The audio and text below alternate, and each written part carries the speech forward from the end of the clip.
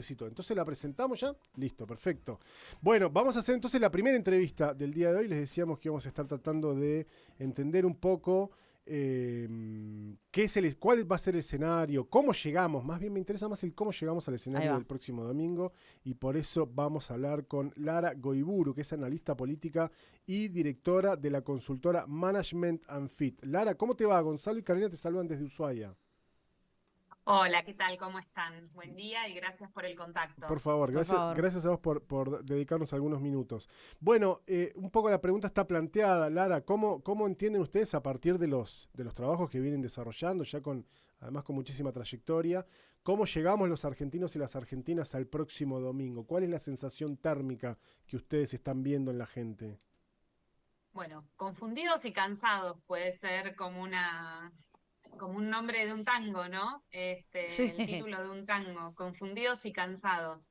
Se llega en un escenario de mucho agotamiento social, especialmente en lo vinculado a lo económico, ¿no? A la economía de cada una de las familias. Lo que estamos viendo ya desde el mes de mayo es un agotamiento respecto de la situación económica, donde 8 de cada 10 han recortado hábitos de consumo, donde más del 50% llega a fin de mes con algunas o muchas dificultades, con más del 50% nos manifiesta sentimientos negativos respecto de la situación actual, un 35% cuando le preguntamos cuándo cree que va a mejorar la situación económica del país, un 35% nos dice creo que esto no va a mejorar nunca. Sobre ese lienzo estamos llegando a las elecciones del próximo domingo, que son elecciones son elecciones de medio término, donde si miramos para atrás en la historia, desde 1983 en adelante, han sido las oposiciones las que han tratado de plantearlas como elecciones donde se ponía eh, en cuestión la gestión nacional y las gestiones nacionales bajándole el ruido a esas elecciones, diciendo, bueno, solo son elecciones de medio término. Ahora todos, tanto el Poder Ejecutivo Nacional como las oposiciones, como inclusive gobiernos extranjeros, han planteado que estas próximas elecciones de medio término son una especie de referéndum de gestión y de posibilidad o no de que continúe el plan con el que se asumió en 2023. Entonces, van a ser para la historia quizás las elecciones legislativas de medio término más movilizadas y movilizantes que haya tenido la Argentina. Bueno, sin ir más lejos, recién contábamos una concejal acá, la concejala de Montedoca. Concejala La, Belén de Montedoca, te ponemos a vos en situación, Lara, es concejala de La Libertad Avanza y candidata a segunda senadora por La Libertad Avanza, ¿no? la tituló como la más importante en los últimos 50 No, años. de los próximos De los además. próximos 50 Sí. años. ¿Por qué O sea, el, tanto? oficial, O el sea, oficialismo también lo vive así. épico. Claro, y quizás puede ser peligroso vivirla de esa manera, si el resultado no es el esperado, si la distancia, todos los últimos relevamientos, no podemos hablar de números, pero sí pareciera que algunas distancias se han achicado, pero digo, si ese tipo de de expresiones puede ser peligroso si el resultado no es lo suficientemente favorable. Ajá. Eh, Porque, de nuevo, ¿no? La situación es una situación de angustia y agotamiento social y eso va a incidir mucho en la participación. Y ya vimos en Provincia de Buenos Aires que el que no fue a Claro. participar o no fue a votar fue aquel votante desencantado de La Libertad Avanza, votante de segunda vuelta, de La Libertad Avanza o de Juntos por el Cambio, ese votante blando que había optado por esta opción en diciembre de 2023 y que decidió no ir a votar en 2025, con lo cual estamos muy atentos, todos los analistas y todas las consultoras, mirando qué sucede con ese votante. Ujú. Por otro lado, nosotras elaboramos en la consultora un índice de ruido político, ¿sí? Donde lo que estamos mirando es, de acuerdo a la cantidad de bancas que hay en juego para Cámara de Diputados, cuántas listas se presentan en cada provincia y cómo eso se combina con la participación histórica, ¿no? Porque lo que podemos prever es que si hay muchas listas para pocas bancas y la participación es poca, quien gane esa elección sea una minoría muy intensa. Entonces, ¿cómo haces después para retener esa minoría intensa dentro del Congreso Nacional? Bueno, en ese índice de ruido político, Tierra del Fuego nos da el más alto, ¿no? El valor más alto, por la cantidad de bancas que hay en juego para diputados y la cantidad de listas, de opciones para llenar esas bancas que se presentan, combinado con la participación histórica. Pero ustedes ven un Sí. Perdóname, ¿ven un escenario donde puede ocurrir que haya baja participación?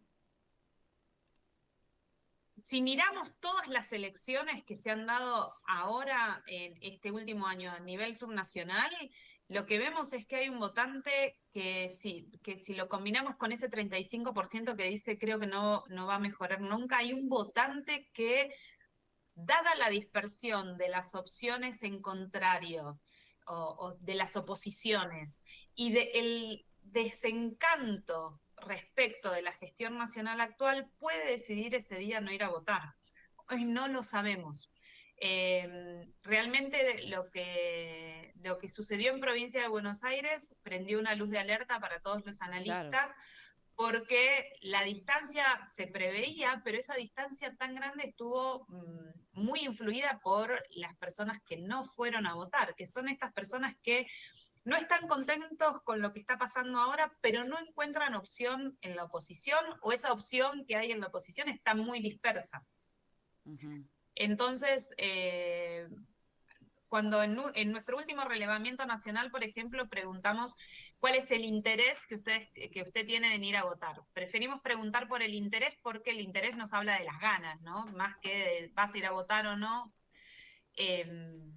Y sí. 7 de cada 10 nos manifestaban mucho o algo interés, pero 2 de esos 7, 2 dicen que tienen algo de interés en ir a votar. Sobre eso tenemos que posar la mirada el próximo domingo. Sobre esos 2 que tienen algo de interés de ir a votar, pero no están de acuerdo, son parte del 67% que estaba en desacuerdo con el veto a discapacidad, son parte del 60% que decía los recortes a las provincias no están bien, son parte de este 35% que cree que las cosas no van a mejorar nunca. Entonces, esos 2, a mí me gusta decir, si se despiertan a la mañana y llueve, y bueno, capaz, o se alarga el asado del domingo, y capaz no van. Claro. Y esos 2 pueden ser los que favorezcan a las minorías intensas que sí están movilizadas. Hay quizás un dilema, o no un dilema, no me sale ahora el concepto, pero un problema que tiene la gestión actual, que es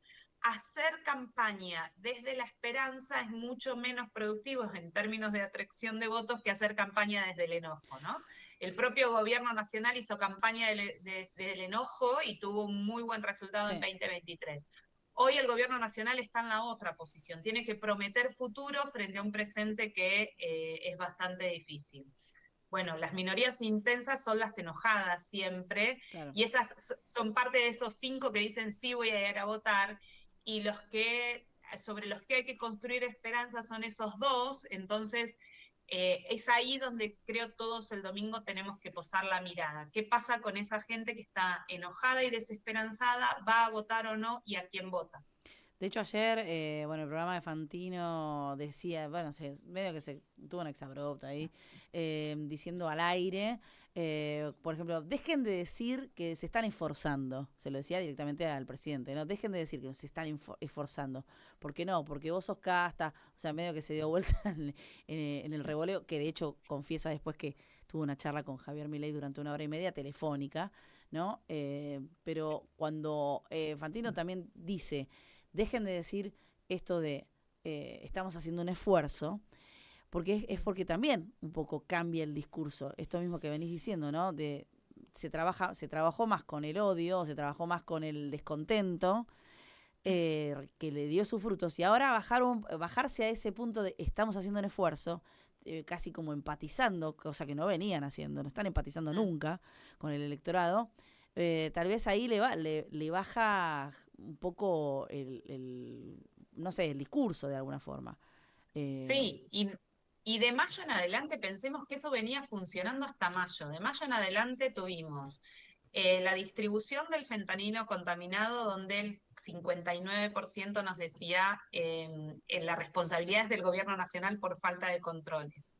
Los rechazos a los vetos de discapacidad, jubilaciones y Garrahan, que superaban el 65% a nivel nacional. Sí. Los audios y el caso Esper, que terminaron de romper esta idea de no somos casta, ¿no? Sí, Digo, totalmente. es una de las banderas que hoy está debilitada, una bandera del gobierno nacional que ha sido bastante debilitada por estos dos casos y donde casi 6 de cada 10 respecto de estos dos casos nos decía que modificaba la imagen que tenían del gobierno nacional. Entonces, hay ahí un camino bastante difícil para el oficialismo nacional de caminar de cara a las próximas elecciones del domingo. Claro. Sí es cierto que, y por eso es importante hacer la aclaración, que frente a la dispersión de la oferta electoral, por el contrario, ustedes, de nuevo, retomo lo que decíamos antes, para los cargos a diputados que se reparten en Tierra del Fuego, la cantidad de listas es enorme. Uh-huh. Frente a eso, y frente a un trauma con el pasado reciente que todavía permanece en la sociedad, que es no quiero volver a ese nivel de inflación, no quiero volver al 2023, bueno, probablemente tengamos una elección que nos dé alguna sorpresa.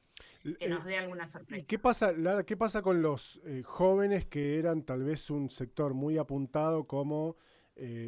que se había movilizado muchísimo para bancar la figura de Javier Milei? ¿Ustedes notan que ese apoyo sigue existiendo o ha mermado un poco? No, el núcleo duro de La Libertad Avanza son los varones menores de 40 años, eso casi que no se mueve, tanto en respecto de aprobación sobre la gestión presidencial, aprobación sobre la figura del presidente, acuerdo con las medidas que toman. Ese núcleo duro no se ha movido, sí se movió quizás en términos de nivel socioeducativo. Antes eran varones menores de 40 años en todos los sectores bajos, medios y altos, y hoy se ha concentrado exclusivamente en sectores medios y altos, varones menores de 40 años de sectores medios y altos.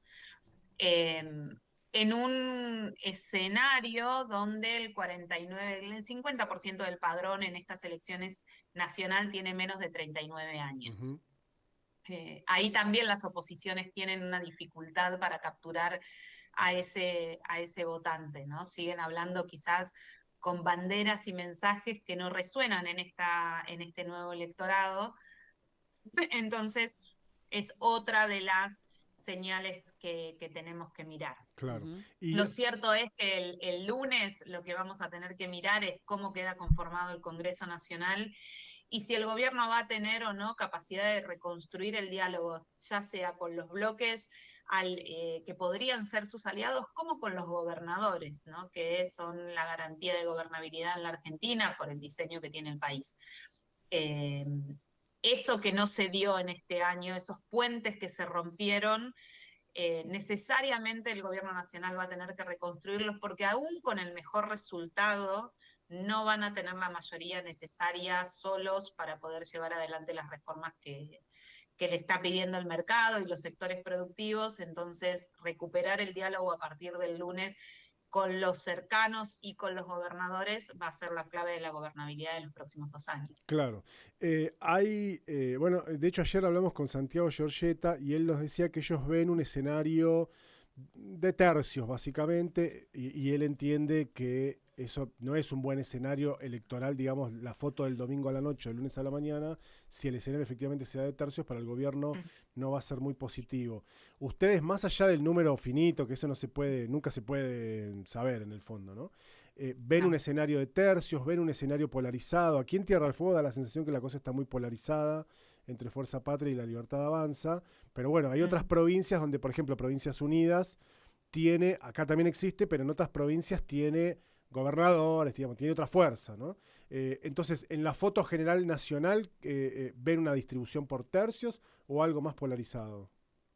En la distribución nacional se podría dar ese escenario, pero eso lo único que nos va a decir el lunes es con qué apoyo cuenta el presidente, o sea, sería como una gran encuesta, ¿no? Claro. De con qué apoyos cuenta el Poder Ejecutivo Nacional para poder seguir teniendo el apoyo social. Pero después lo que tenemos que mirar es provincia por provincia, porque eso nos va a dar la pauta de cómo queda conformado el Congreso. Hoy el Poder Ejecutivo Nacional se está jugando la conformación del Congreso para poder pasar las medidas que ha prometido y están dentro de su plan de gobierno pasar. Y un Congreso que en los últimos 3, 4 meses se le ha plantado de frente y le ha mostrado cuál es el poder institucional que tiene el Congreso para resistir la gestión presidencial. Creo que si hay algo que estos últimos 3 meses pusieron sobre la mesa para la ciudadanía, para los sectores empresarios, para los sectores financieros y para la propia fuerza del Ejecutivo Nacional, el Congreso importa. Y cómo esté conformado y cuáles sean los diálogos que se den ahí adentro, determinan el éxito o el fracaso de una gestión presidencial. El presidente no gobierna solo y más allá de se dé un escenario de tercios o no a nivel nacional, tenemos que ver provincia por provincia. Y la fuerza política de Provincias Unidas probablemente tenga buenos resultados ahí donde los gobernadores lideran esta fuerza, especialmente en Santa Fe. O sea, hay que mirar de cerca Santa Fe y Córdoba, porque después esos legisladores van a ser el pivot de la política nacional probablemente, ¿no? Digo, Claro. los gobernadores siempre lo fueron desde 1853 en adelante y lo vuelven a ser el pivot de la política nacional. Un presidente que se lleva de bruces con los gobernadores es un presidente que tiende al fracaso. Lara, gracias por estos minutos, muy amable, gracias por atendernos. No, muchas gracias a ustedes y a disposición y gracias por la espera. Por favor. Los minutitos de espera. Bueno. Un abrazo grande y tienen una maravillosa provincia. Bueno, muchas gracias. Hasta luego. Muchas gracias. Adiós. Hasta luego. Lara Goiburu es analista política y directora de la consultora Management and Fit. Ha estado conversando con nosotros. Ayer hicimos lo propio con Santiago Giorgietta y en un ratito nada más va a estar aquí en el estudio porque está de visita en la provincia el consultor Gustavo Córdoba. Bueno, así que Porque tenemos otra mirada. Nosotros somos Salieris de Futurock. Como los vimos a los tres ahí, dijimos, hagámoslo. Pero como no los podemos tener los tres juntos, los traemos por tandas. Y está bien, pero están. Los traemos por tandas. Para los que se lo perdieron. Pero fuera de joda nos parece interesante poder hablar. Y es un momento clave. También con los analistas y cada uno tiene sus métodos y sus miradas y sus experiencias y no todos trabajan en los mismos territorios y eso nos permite ir viendo lo que queremos, que es ese termómetro y esa película, porque no es una foto, porque está todo el tiempo en movimiento. Sí, es una road movie. Sí, como una road movie cada vez está más extrema. ¿Cómo vamos a llegar el domingo a las elecciones de este año 2025?